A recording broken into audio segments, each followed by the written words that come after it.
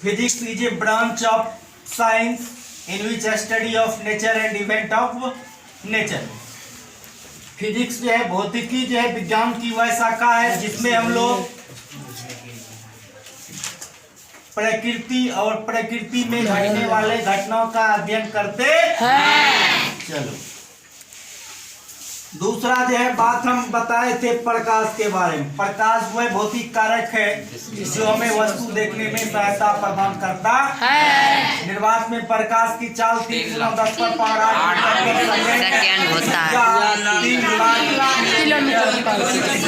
Second होता है। प्रकाश हमेशा किस रेखा गमन करता है। उसके बाद बताए थे प्रकाश एक ऊर्जा का रूप है। उसके बाद आप लोग को हम बताए थे प्रकाश की चुंबकीय तरंग ये क्यों है, सबका रीजन हम बता चुके थे, सबका एक्सपेरिमेंट कर चुके।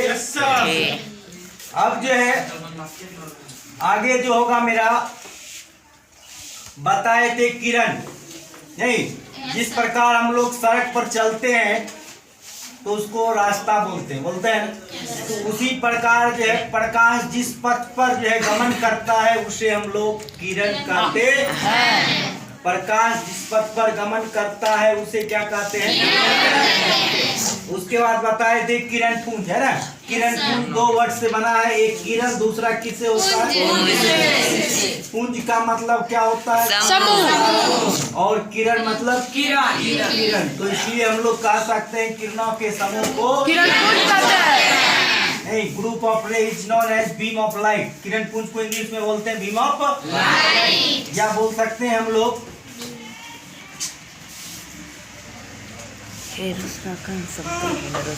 इसको प्रकाश पुंज। किरण पुंज को क्या बोल सकते हैं, प्रकाश पुंज। उसके बाद बताए थे किरण पुंज 3 तरह के होते हैं।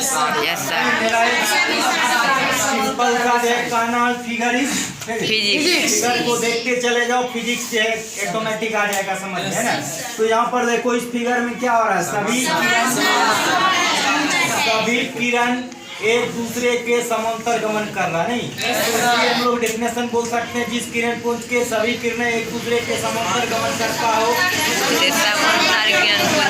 अब यहाँ पर देखिए सब किरण क्या हो रहा है, एक बिंदु पर आकर मिल रहा है। यहाँ पर अब सारी पुंज के सभी किरण एक बिंदु पर आकर मिलती है। जिस प्रकार तुम लोग अभी विभिन्न दिशा से आकर यहाँ पर क्लासरूम में मिल गए हो ना, इसी प्रकार जिस किरण पुंज के सभी किरण एक बिंदु पर आकर मिलती हो उसे अभी सारे कन्वर्जिंग बीम ऑफ लाइट। उसके बाद यहाँ पर जो हम लोग देखेंगे अब सारी किरण पुंज। क्या देखेंगे, अब सारी किरण पुंज हम लोग क्या देखेंगे।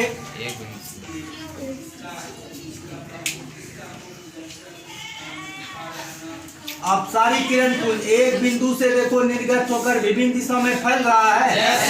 तो इसको हम लोग क्या बोलेंगे, जिस किरण पुंज के सभी किरण एक बिंदु से निर्गत होकर विभिन्न दिशाओं में फैल जाती हो उसे क्या कहते हैं हम लोग, अपसारी किरण।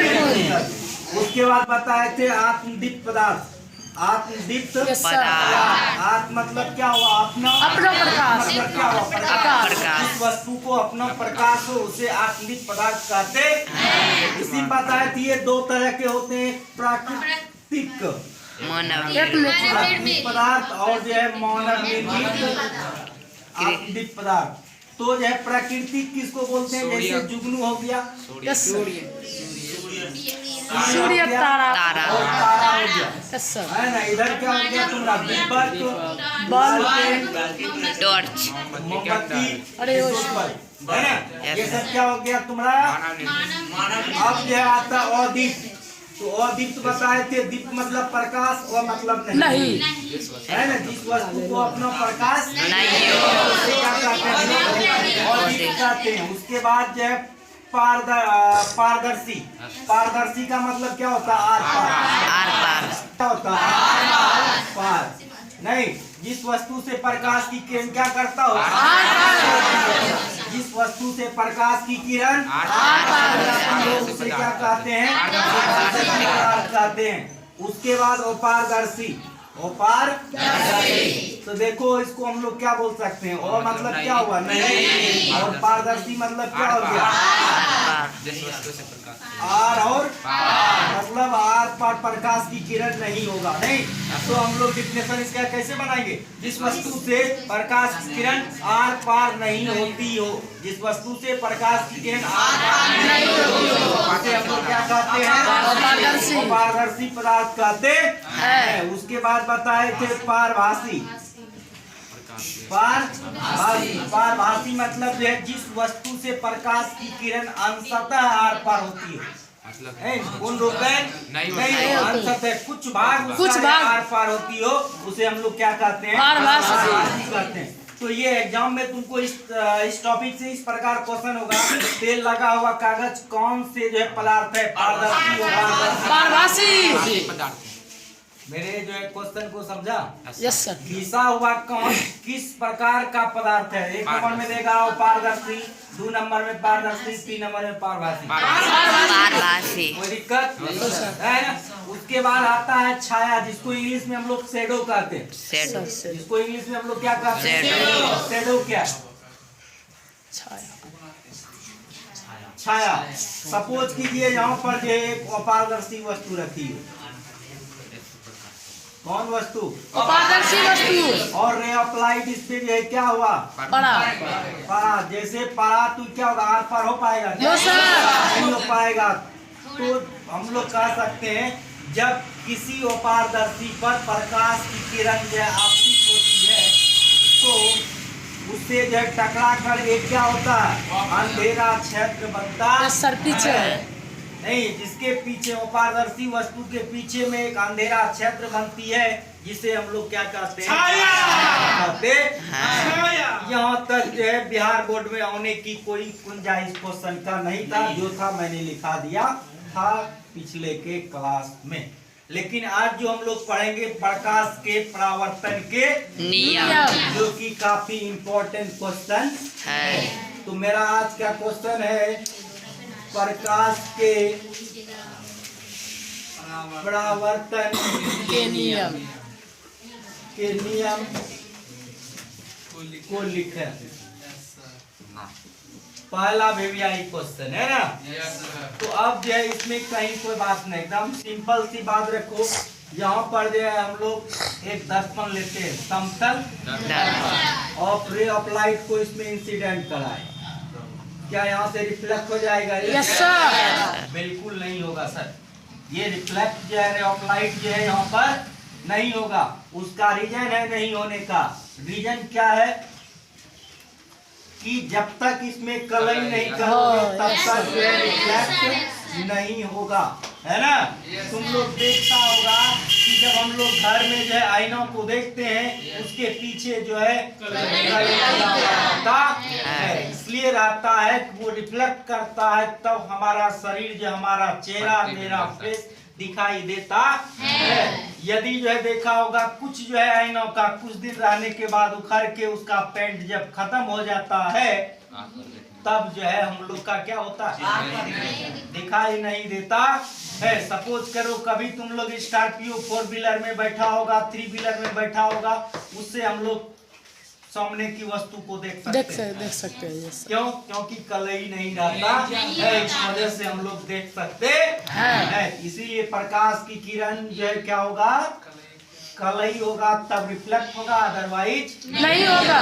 जब यहाँ पर रिफ्लेक्ट हो गया तो यहाँ पर इस किरण को हम लोग क्या बोलते हैं, आपतित किरण। इसको क्या बोलेंगे हम लोग, आपतित किरण, परावर्तित किरण, परावर्तित किरण। इसको क्या बोलेंगे हम लोग, ठीक है, कोई दिक्कत? अब यहाँ पर देखो ये मेरा आपतन बिंदु, जिस बिंदु पर इंग्लिश में ये हमारा हो गया इंसिडेंट रे, और ये हो गया रिफ्लेक्टेड रे, और ये हो गया incident point. Yes sir, student तुम लोग हिंदी मीडियम का बच्चा इसलिए इंग्लिश केवल जो है सुन लो, ठीक है। तो यहाँ पर जो है नहीं आपतन कौन पता चल रहा है, नहीं परावर्तन कौन पता चल रहा है, चल रहा है क्या? नहीं। गाल पर के हाथ हटाइए, नहीं आपतन कोण पता चल रहा है और नहीं परावर्तन कोण पता चल रहा है, इसलिए हम लोग यहाँ पर अभिलंब डालेंगे। क्या डालेंगे? अभिलंब। अगर पूछ लिया जाए अभिलंब हम लोग क्यों डालते हैं, तो आपतन और परावर्तन कोण को पता करने के लिए अभिलंब को डाला जाता है। अगर क्वेश्चन कोई कर दे आपतन कोण और ये अभिलंब हम लोग क्यों डाले हो, आपतन कोण परावर्तन कोण को पता करने के लिए अभिलंब डालते हैं। कोई संतुलन दिक्कत है नहीं ना। तो अब ये देखो क्या हो गया मेरा आपतन कोण और ये क्या हो गया परावर्तन कोण, है ना।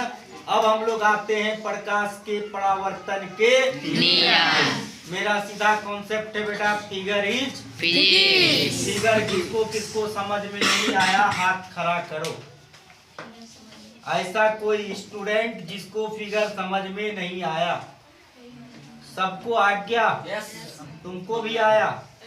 चलो, तो अब यहाँ पर हम लोग को देखना है कि प्रकाश के परावर्तन के नियम यहाँ लिखेंगे। देखो अब नीचे इधर देखो प्रकाश, हमको उतना समझ में ना आए। तुरंत प्रकाश के परावर्तन के नियम। प्रकाश के परावर्तन के दो नियम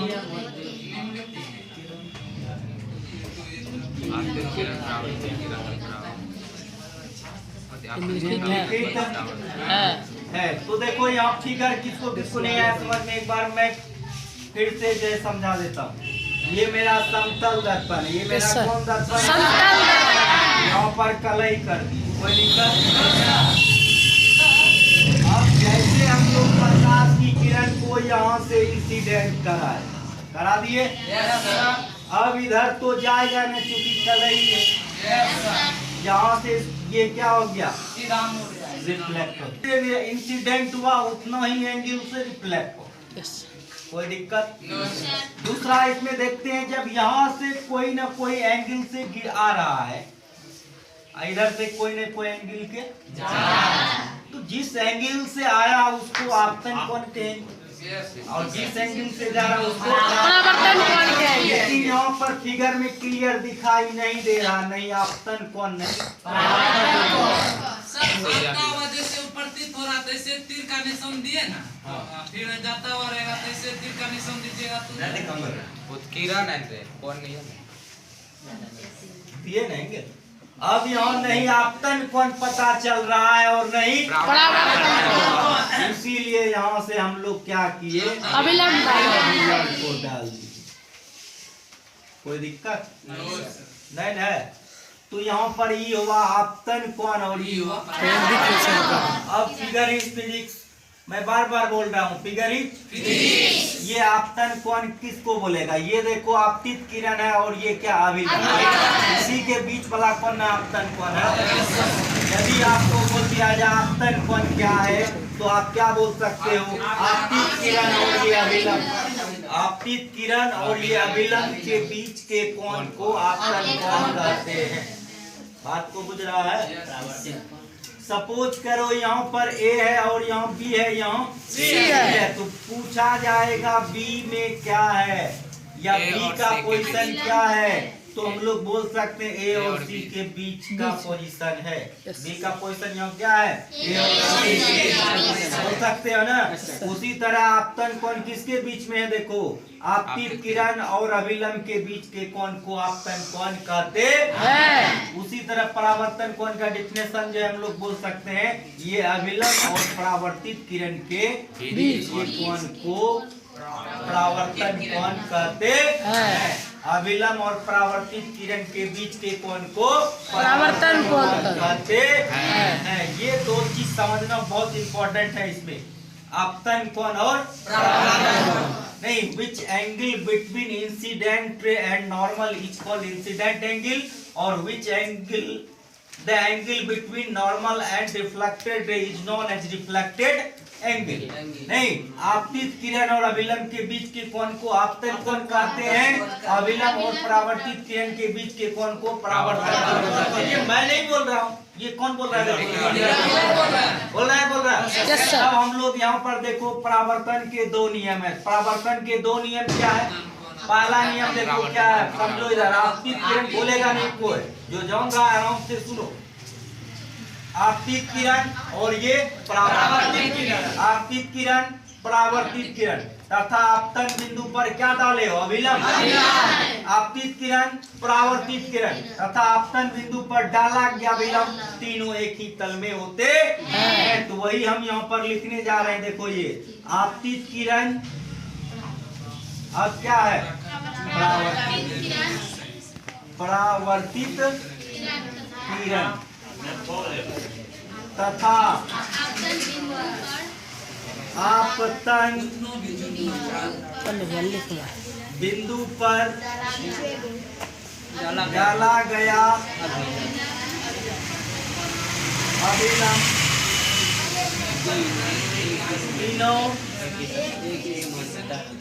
एक ही समतल में होते। समतल के जगह तल भी लिखेगा चलेगा, ठीक है, और एक ही तल में हो। दूसरा नियम देखो, ये आपतन कोण परावर्तन कोण के बराबर होते हैं। यहाँ पर क्या लिखेंगे हम लोग बताओ? आपतन कोण परावर्तन कोण के बराबर होते हैं। डेट इज, देखो ये आई डॉट ई मतलब अर्थात होता है। क्या होता है? अर्थात। अर्थात एंगल आई बराबर एंगल आर। अब इसमें बताइए किसको समझ में नहीं आया? तुमको आया? तुमको आया? क्या होगा? हम लोग क्या बोलेंगे? ये देखो आपतित किरण और यहाँ क्या? आपतित किरण, परावर्तित किरण तथा आपतन बिंदु पर डाला गया अभिलंब तीनों एक ही तल में होते। क्या बोलना है? आपतित किरण, परावर्तित किरण तथा आपतन बिंदु पर डाला गया अभिलंब तीनों एक ही तल में। कोई दिक्कत? इसी को इंग्लिश में बोलेंगे incident ray, reflected ray and draw the normal on incident point in a plane.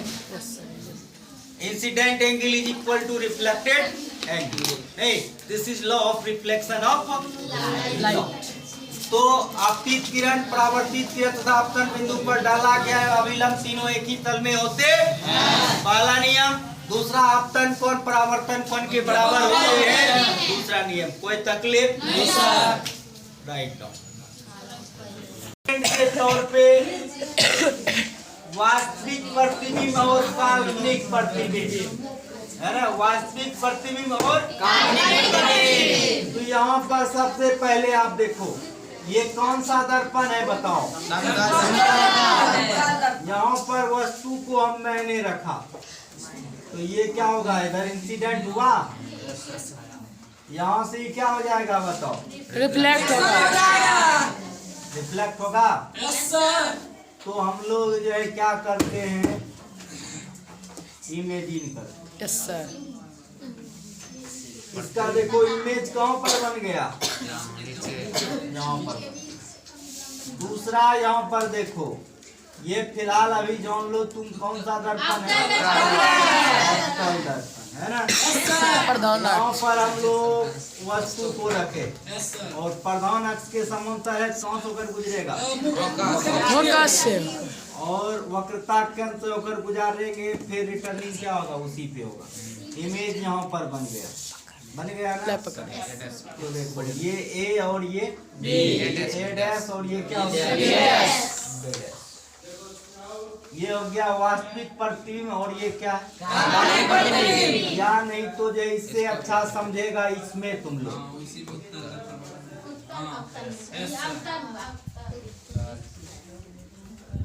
यहाँ पर हम लोग इंसिडेंट करा है, उधर जाएगा कल ही क्या हुआ? उधर जाएगा। ये क्या हो गया? रिफ्लेक्ट। तो हम लोग एक इमेजिन किए, यहाँ पर क्या हो गया फोकस। अब यहाँ से हम लोग इंसिडेंट कराए वक्रता केंद्र से, फिर रिटर्निंग उसी पे होगा। Yes sir. क्योंकि रूल कहता है यदि कोई किरण वक्रता केंद्र से होकर गुजरता हो तो आप परावर्तन के बाद भी वक्रता केंद्र से होकर ही गुजरे, मतलब जिस रास्ता से गया फिर उसी रास्ता से वापस। हो रहा है। प्लस बंद कर दे, कुंजी कम है। हाँ? प्लस का कुंजी कम है, इसलिए बंद कर दे। अच्छा पॉइंट किया। तो ये देखो आई बात समझ ले। इमेज यहीं पर में आया, ये ए हो गया और ये एड्रेस और ये वस्तु इस तरह है, प्रतिबिंब भी क्या बना इस तरह है।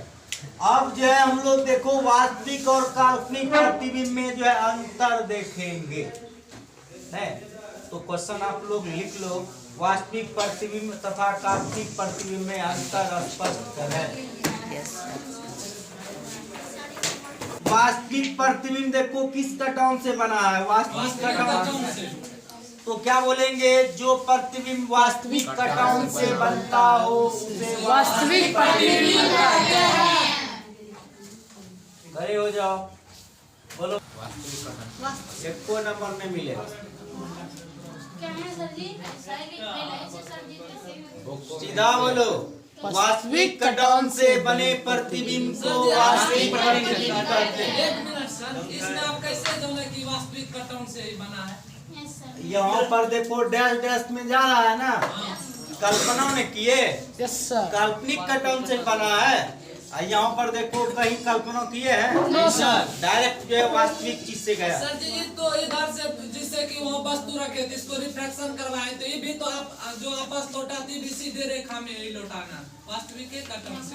पहले 3 वो रूल समझो, कितना रूल होता है, 3 रूल होता है।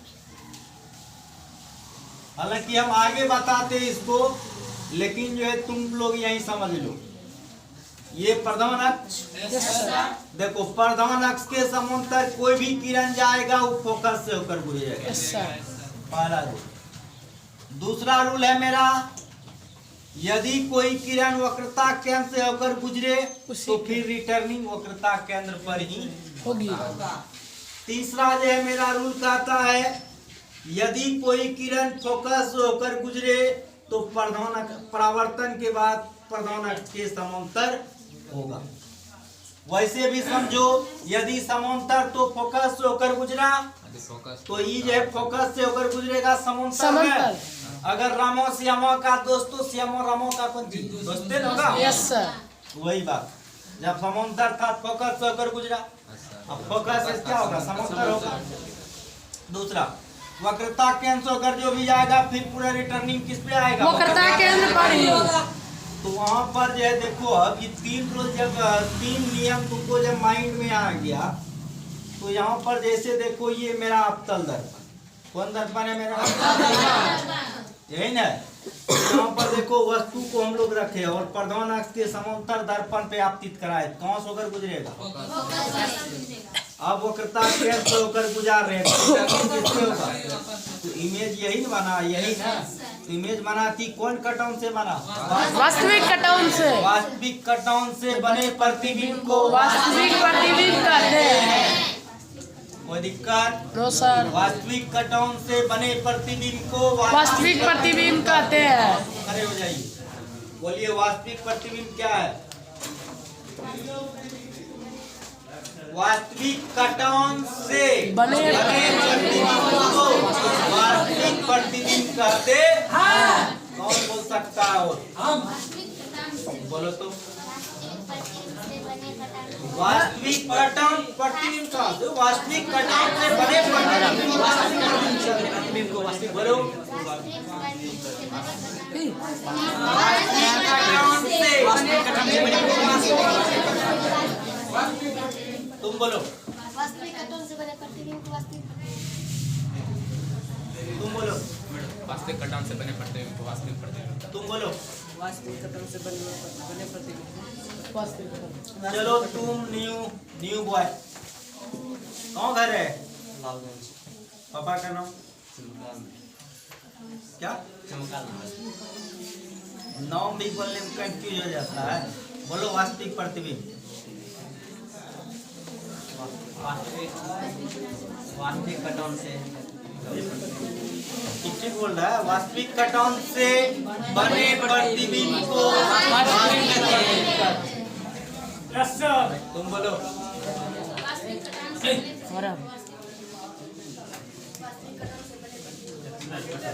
तुम आंसू। वास्तविक प्रतिबिंब कहते हैं। उधर तुम्हारा क्या नाम है? सोनम, बोलो। बहुत अच्छा। और इधर टोपी वाला भैया बम बम। बहुत अच्छा, बहुत अच्छा। तो वास्तविक प्रतिबिंब समझ गया? Yes sir. अब सीधा काल्पनिक प्रतिबिंब पे हिट करेंगे हम। काल्पनिक कटौन से बने प्रतिबिंब को कहीं को तकलीफ नहीं है। काल्पनिक कटौन से बने प्रतिबिंब अब देखो, वास्तविक प्रतिबिंब दर्पण के सामने बनता है, काल्पनिक प्रतिबिंब दर्पण के पीछे बनता है। कोई दिक्कत? No sir. वास्तविक प्रतिबिंब को पर्दे पर उतारा जा सकता है, अब यहाँ पर देखो, वस्तु मेरा इस दिशा में है, प्रतिबिंब मेरा बना इस दिशा में, तो ये दोनों एक दूसरे का उल्टा की सीधा। उल्टा। इसका मतलब वास्तविक प्रतिबिंब हमेशा उल्टा होता है। वास्तविक प्रतिबिंब हमेशा उल्टा है, काल्पनिक प्रतिबिंब हमेशा सीधा। इसका मुंह उधर, तो प्रतिबिंब का भी मुंह क्या है बताओ? उधरे उधरे है। Yes sir. तब जैसे कि जो है सीधा काल्पनिक प्रतिबिंब बनता है तो उसे और सर्जित पर्दा पर प्राप्त किया जा सकता है। नहीं पर्दा पर जो है ये हम लोग इमेजिन किए, यदि मैं चिड़िया होता तो आकाश में उड़ता, चिड़िया बन जाएगा क्या? No sir. कल्पना होती है। तब यदि मैं राजा होता तो विजय को भारत की राजधानी बना देता, होता तो तब ना। ये जो है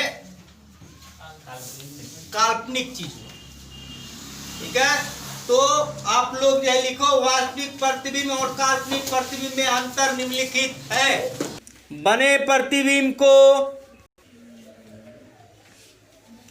काल्पनिक कटौन से बने प्रतिबिंब को काल्पनिक प्रतिबिंब कहते हैं।